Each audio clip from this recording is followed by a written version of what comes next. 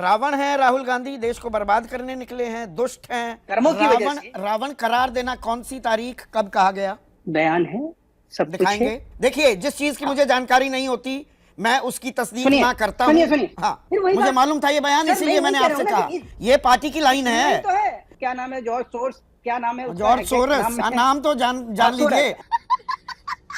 देश को बर्बाद कर रहे हैं राहुल गांधी, तो जेल में डालो, आरोप साबित करो। की गाली, कहीं गाली दिखाई देती है राहुल अच्छा, बाबा की गाली। ओए बड़वे, ओए कटवे, ओए मुल्ले, ये गाली नहीं है। क्या होता है? दोस्तों, बीजेपी के नेताओं और प्रवक्ताओं से जितना चाहो दुनिया भर की बकैती करवा लो, लेकिन असल मुद्दे पर सवाल पूछ लेंगे तो इनकी बत्ती गुल हो जाती है, बोलती बंद हो जाती है। और ऐसा ही कुछ संदीप जी के इस डिबेट में भाजपा प्रवक्ता की सवालों से कैसी बोलती बंद हो रही है, आप यहां पर ये वीडियो क्लिप देखिए, आपको समझ में आ जाएगा कि दरअसल ये प्रॉब्लम सिर्फ इस प्रवक्ता की नहीं है, बल्कि पूरी की पूरी पार्टी के नेता, प्रवक्ता, कहिए तो कार्यकर्ता तक सारे लोगों की है। तो पहले ये वीडियो देखते हैं, देन हम बातचीत का सिलसिला आगे जारी रखेंगे।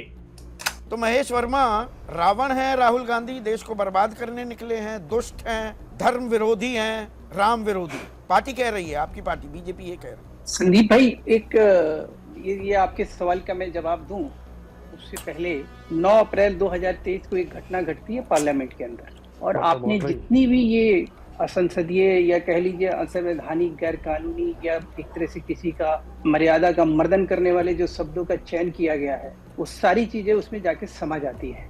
और वो है राहुल गांधी का संसद के अंदर प्रधानमंत्री को रावण कराते, क्या मतलब है इसका, और उसके ऊपर ताली बजती है। और वही रावण जब इनको कहा जाता है इनके कर्मों की वजह से। रावण करार देना कौन सी तारीख कब कहा गया?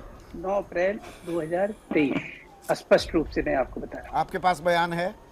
बयान है, सब कुछ है इसमें। मैं वक्त दे दूंगा आपको, और मैं अपनी रिसर्च टीम से भी कह रहा हूँ। देखिए, जिस चीज की मुझे जानकारी नहीं होती मैं उसकी तस्दीक ना करता हूँ। सुनिए, हाँ ब्रदर, आपकी बात बिल्कुल सही है। प्लीज दिखाइए।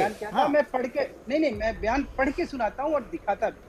बयान ऐसे कोई गढ़ा नहीं जाएगा, ऐसे कोई मढ़ा नहीं जाएगा, ऐसे नहीं। मेरे पास जितनी जानकारी है, मल्लिकार्जुन खड़गे, दिग्विजय सिंह ने क्या कहा वो मैंने साझा की।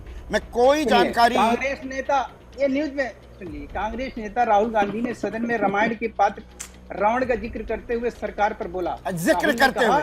हाँ, आगे बताइए। पूरी बात को सुन लीजिए। सुन लीजिए सर, अब आप उस चीज को नहीं मानिएगा तो मैं बताइए ना प्लीज, मैं सुन रहा हूँ। हाँ, राहुल ने कहा कि रावण 2 लोगों की सुनता था, मेघनाथ और कुंभकर्ण का।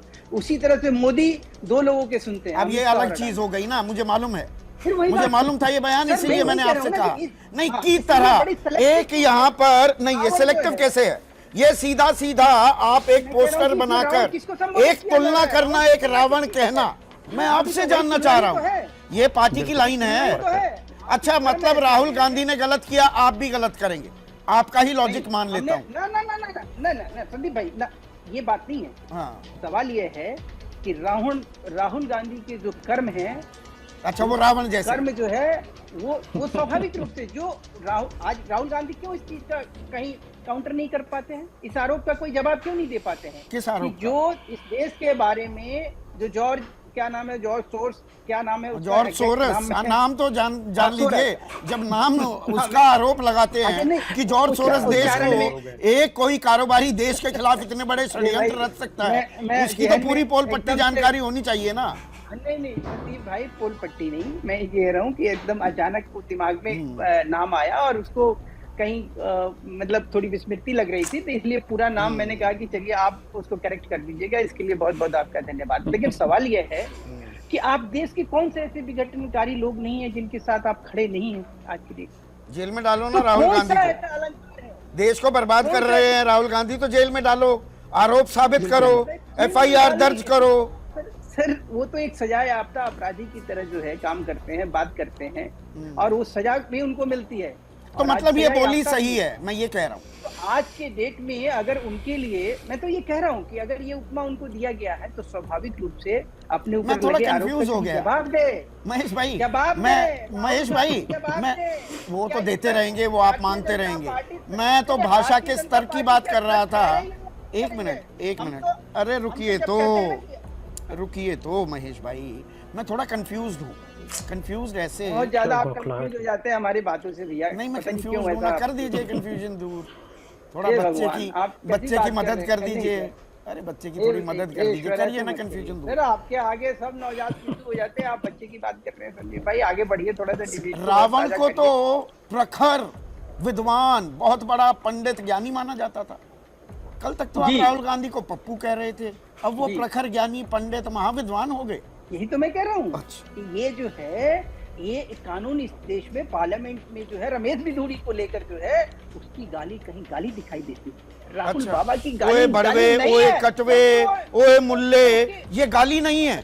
ओए भड़वे, ओए कटवे, ये गाली नहीं और होती। रावण कह देना, नहीं रावण कह देना प्रधानमंत्री के, देश के प्रधानमंत्री को, और कह के भाग जाना और वहां पे आंख मटकाना और फ्लाइंग किस करना औरतों की तरफ, तब कुछ नहीं समझ में आता है कुछ भी। तो दोस्तों ये आपने देखा कि संदीप चौधरी जी के कई सारे सवाल, लेकिन सवालों को गोल मोल कैसे कर गया भाजपा प्रवक्ता, जो कि यहां पर आपने देखा। बताइए, राहुल गांधी ने जो बात संसद में कही नहीं, उस बात को फेक न्यूज की तरह पूरे देश भर में फैलाने का काम भारतीय जनता पार्टी बीजेपी की आईटी सेल कर रही है। इस तरह के प्रवक्ता डिबेट में कर रहे हैं, लेकिन जब संदीप जी ने पूरी बात इनसे कहने को कह दी तो कैसे इनकी हवा टाइट हो गई, ये भी आपने यहां पर देखा। बात आई देश को बर्बाद करने वाले बिजनेसमैन जॉर्ज सोरस, सोरस की, जिसका सही से नाम तक ये प्रवक्ता नहीं ले पा रहे, लेकिन जॉर्ज सोरस के बारे में ये यहां पर बात करेंगे। इस पर भी संदीप चौधरी जी ने इसकी जमकर फटकार लगा दी, बावजूद इसके अकल ठिकाने नहीं आए। और फिर ये आ गया रमेश बिधूड़ी के ऊपर। वही रमेश बिधूड़ी जिसने संसद जैसे पवित्र जगह पर, जहां पर देश के नए नए कानून बनाए जाते हैं, देश के नियम कानून बदले जाते हैं, वहां पर किस तरह का अमर्यादित भाषा, ये कहिए तो गाली गलौज या सड़क छाप वाला भाषा का इस्तेमाल किया, लेकिन उसको भी डिफेंड करने का काम यहां पर यह बीजेपी का प्रवक्ता कर रहा है। जाहिर है